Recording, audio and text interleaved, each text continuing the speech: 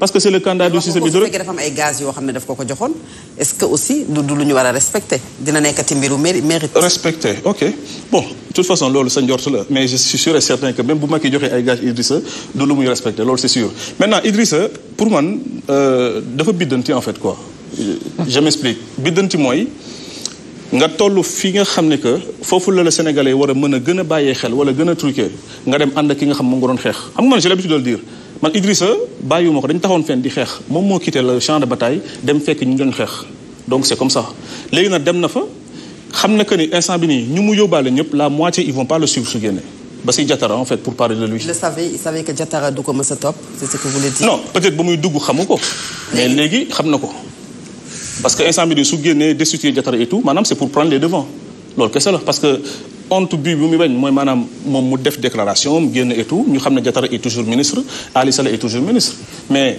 Diatara instant bi nii Idrissa mënu ko yokkal dara parce que ambition Diatara fenn la plafonné woon muy maanaam ministre Macky def na ko 2 fois ci gouvernement donc pourquoi muy génn maanaam di errer du chemin politiquement ci Idrissa amul sens am na ful la toog su ko neexee. vous êtes en train de minimiser bu ñu la déggee Idrissa Seck ak fi mu jaar ak li nga dund ak moom. j'analyse politiquement c'est-à-dire il faut pas amener le débat dans un côté émotionnel. politicien là je suis un homme politique j'analyse politiquement da nga ma laaj question ma poser le politiquement sama relation personnelle ak sama relation Idrissa man ak moom xamante nañu suñu bindante wala di déggante loolu xamante nañu mais quand je suis publiquement là je dis honnêtement et foncièrement et sincèrement li ma xalaat ci sama analyse. en tant qu'analyste alors en tant que ni nga ko non en tant qu'analyste j'ai déjà analysé c'est fini. je termine alors. ok est-ce que jàppoon ne bu fekkee ne présenté na candidature am moom Idrissa Seck mën na yóbbaale quand même ñeneen ñoo xam ne dañu bokk ci système bi ñi nga leen jàppee ñu nekk ci système bi nekk ci pouvoir bi mais ils sont des anti troisième candidature. nag mën na yóbbaale. oui.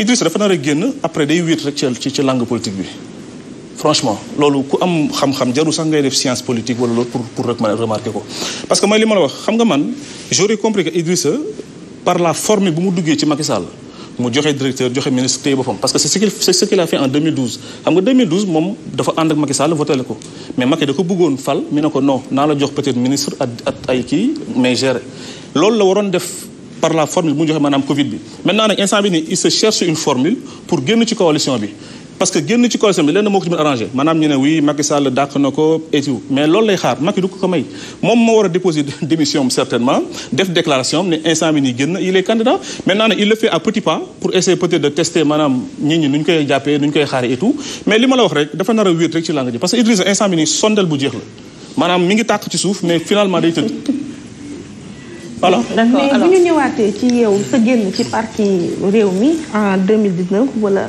après sax mooy bi mu duggee ci gouvernement président Macky Sall est-ce que du frustration la ndax choix bi mu def ci 2 ministres kenn ki di Diatara kenn ki di Ali Saleh Diop muy yow muy Déthié Fall yéen ñi génn après son entrée dans le régime de Macky Sall est-ce que du problème de poste moo leen métti ba ngeen génn. non du tout problème poste moom très sérieusement xam nga ki la ne maanaam demal ci télé di wax di ma défendre nga bañ kon poste sonalu la man Idrissa musuma ko sonal ci ay poste et tout man loolu nekkul sama ambition xam nga man li may nekk ci ginnaaw Idrissa yëpp j'avais mon programme pour le Sénégal j'avais mes idées pour le Sénégal idées yi nag ma koy partager ak Idrissa Seck et je voyais que c'était des idées yoo xam maanaam gëmu ko parce que il est libéral il pense comme il veut moo tax chaque fois suy jël décision da ngay jël de façon très personnelle ba muy génn dafa ne commencement bi mu dafa ne décision ma jël c'est une décision personnelle xam nga ki jël décision personnelle mooy maanaam sóoraalewul ñu mu àndal sóoraalewul Sénégalais yi moom boppam la décider léegi nag décision personnelle boobu instant mi ngi koy paye fu mu nekk nii il va encore prendre une décision personnelle à quitter Macky Sall alors que la suite logique de sa décision mooy maanaam mu ànd ak Macky Sall soit ñu ànd daanu wala soit ñu ànd jug. d'accord tey jii Diatara mu ngi dem wala demul mais boo xoolee dans l'histoire ñii wor Idi parce que war lañ ko mën a jàppee ndax da leen di dugal propulsé leen ci gouvernement ñoom ñu dem daal di beddeeku jaar beneen yoon réussiruñ ko soo xoolee ay kaawu Pape Diouf Omar Gueye amul Diatara aussi su jaaraatee foofu moom it du am li ma la wax sànq laa lay waxaat dama ne la Idrissa kenn waru ko li mu mënal Pape Diouf mënal ko Omar Sarr mënal ko nu mu tuddati Yankhoba Diattara xam nga lan la maanaam fal leen ministre kese wala directeur wala leneen yàlla def na am nañ ko donc Idi mënatu leen yokkal dara léegi logiquement nañu waxante dëgg quoi pourquoi Diattara war a bàyyi ministère am dem pour chômer encore politiquement au nom de quoi? Au nom de ne pas trahir. Idrissa ñaata lañu doon trahir Idrissa man dafa ma trahir dafa trahir Déthié Fall dafa trahir Abdourahmane Diouf dafa trahir ñeneen non parce que dañ doon xeex lu ñu gëm mu yeewu ne li ñu doon xeex gëmatuma ko damay dem fu ñu ñuy xeexal loolu trahison la lan ban trahison moo gën a mag au contraire moom il est en train de payer sa trahison Idrissa Seck parce que daf ñu trahir li ma la waxoon dëgg la man fi mu ma bàyyi at lu ñu doon xeex ba léegi fa laa taxaw mais moom moo dem bàyyi ma fi. alors Ndeye Fatou une dernière question peut-être pour commissaire laata ñuy dem nag. waaw le commissaire moom man bi muy doog a génn on a eu à se parler à travers des débats mais dama gisoon mu taxawoon di dénoncer benn système wala sax benn police boo xamante ne dafa corruption da ko gangréné ak ay magu yi n'est-ce pas.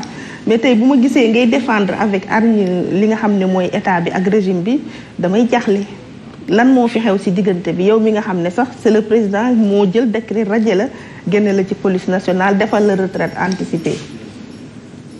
mais ça fait plaisir gëj naa la gis trop. Et je cherchais un peu partout sur les écrans.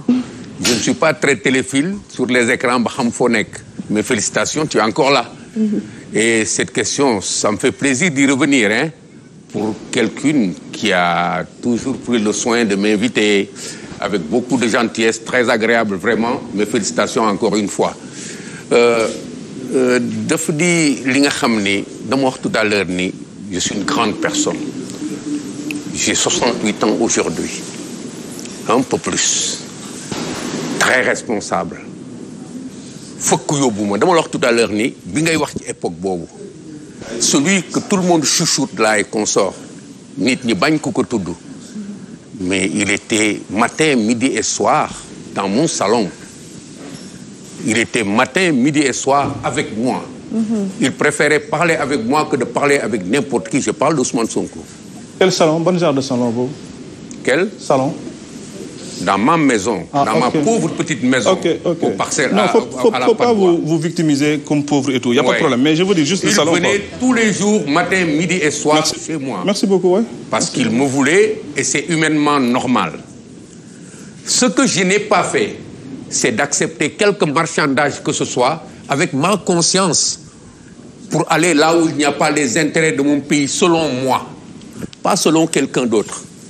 Parce que je n'envie personne quant à faut de dire Sénégal dama ko bëgg te daf ma jaral sama bakkan bii dama ci gore nag wutuma ci dara moo tax comme vous le dites pourquoi est-ce que Macky Sall vous a radié et vous êtes toujours en train de le défendre mais je suis un Sénégalais j'étais un fonctionnaire mon dossier de fonctionnaire n'a rien à voir avec ce que je fais pour mon pays et Macky Sall ne m'a pas radié c'est moi qui me suis radié. Soit j'ai commis une faute et on m'a radié, et c'est tout à fait normal qu'il signe le décret, soit j'ai pris la responsabilité de me mettre quelque part où la conséquence était cela. Et c'est à lui de signer ça. Donc il n'y a aucun débat personnel entre moi et moi. En un moment donné, j'ai pensé qu'il me fallait faire mes pas dans la politique. D'où madame, comme certains le prétendent, aller dire de madame du gouvernement pour cela. Posture d'opposant, avec un esprit critique très fort que vous avez rencontré. Mais ensuite, je me suis mis à réfléchir avec un esprit critique très fort en tant que Sénégalais. Mais en tant qu'opposition, je dis li tax jaaxaluñ ma nii dama ànd ak ñoom guddi ak bëccëg ñii ñuy wax fii Idrissa Seck excuse-moi d'y revenir Déthié Woo keneen ak keneen j'ai vécu l'opposition avec eux dans les rues et dans les salons. Mais dama dem ba gis ni en réalité bon Dieu pourquoi Sénégal ku ko yore rek baaxuloo Macky ne me nourrit pas l'État ne me nourrit pas je ne suis à la botte de personne mais j'ai réfléchi j'ai partagé mes réflexions là avec beaucoup d'entre eux. Vous aimez le Sénégal comme ni nga koy waxee nii. Hein? Est-ce que comme ni nga koy waxee nii. Est-ce que Sénégal moom moo la ñor est-ce que noonu la demee la troisième candidature du président de la République Macky Sall nga mel ne ku ci taxaw bu fekkee. Avant de venir ici j'étais en train de réfléchir sur ça. Vous savez ce pays-là nous devons le faire. On ne le fait pas avec la performance démocratique ou avec des limitations de mandat. Si j'y crois véritablement te ma gëm ni dans le projet de Macky Sall il y a quelque chose qui est en train de faire le Sénégal je ne m'embarrasse pas de limitation de mandat.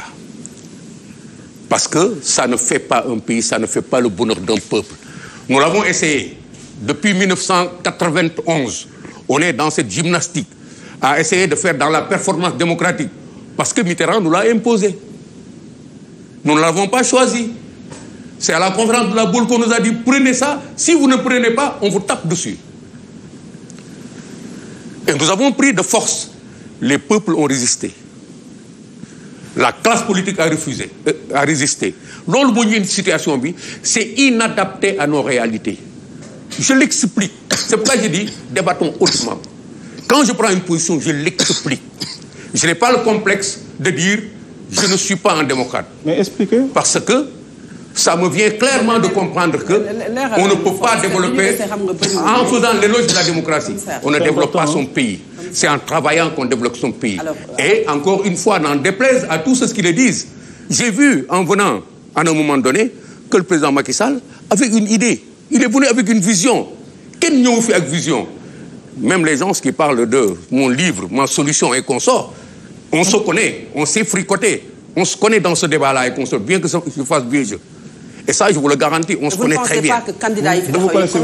Vous ne pensez pas que vision Bobo, les candidats yu fi taxaw yépp mën nañu ko am, mën nañu yóbbu Sénégal au sein de Benno comme dans l'opposition. Mais vision vous voulez faire une fixation sur la personne de Macky Sall que Sénégal illimitation de mandat la njëkkee. Non, dañu wax dëgg rek, illimitation de mandat la njëkkee. Laissez-moi terminer. Pendant 40 ans, dañoo am maanaam benn président boo xam ne ak benn régime boo xam ne amul woon benn limitation de mandat. On l'a essayé et ces 40 ans là moom dund na ko moom ko ñëkk a dund. Donc il est témoin que délimiter les mandats day yàq dëkk bi. Il est témoin que délimiter les mandats day créer usure de pouvoir. Il est clair que témoin ne que maanaam délimiter les mandats day créer que le président devient un ennemi du peuple. Moom xam na ko. Continuez. Terminez. Reprenez votre question, il m'a perdu. Alors pour dire que est-ce que aujourd'hui fixation bi nga def yow ci Macky Sall que dafa am projet nga jàpp ne moom kese moom moo mën peut-être yeggale fi nga xam ne moo mën a yóbbu Sénégal loolu nekkul ne da nga xeeb ñi fi nekk parce que au sein de Benno amaana am na ñoo xam ne mën nañu loolu au sein de l'opposition également am nañu mën a continuer teg Sénégal ci raay yi foo xamante ne mën nañu suqali ko au lieu de quand même taxaw rek ci cette troisième candidature. Man xeebuma kenn bugguma Macky continuer parce que dama xeeb.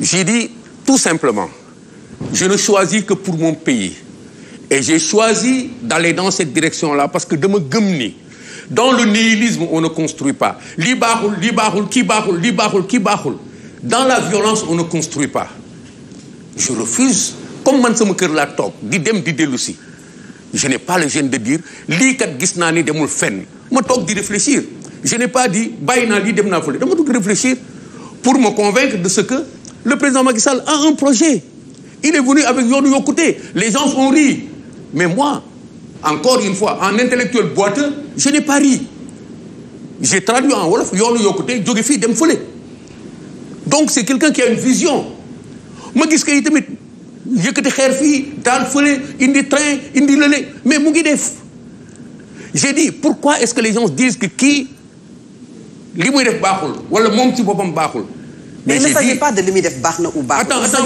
j'arrive un peu. loo xamante ne j'ai fait le choix de dire comme fii gisuma fii li nga xam ni c'est clair au plan du débat d'idées du débat programmatique je préfère aller celui-là qui est en train de travailler xeebuma kenn je reviens à ta question xeebuma kenn je n'en suis pas à cela mais je sais que ce Sénégal-là on ne le fait pas dans ces eaux-là on le fait en réfléchissant et en travaillant et gisuma fii un débat d'idées constructif le jeune l'a posé tout à l'heure on nous parle de violence qui baaxul sàcc la ainsi de suite on nous parle de changer le système mais je veux du débat si je trouvais quelqu'un Ousmane Sonko quand il venait chez moi s'il était arrivé à me convaincre moi de ce qu'il a des idées ça porte je connais des gens autour de lui doonu xooj seen ay idées je vais citer quelqu'un comment dirais-je encore Cheikh Tidiane Dièye mais c'est un monstre au plan des idées am na xam-xam mais il a abandonné tout cela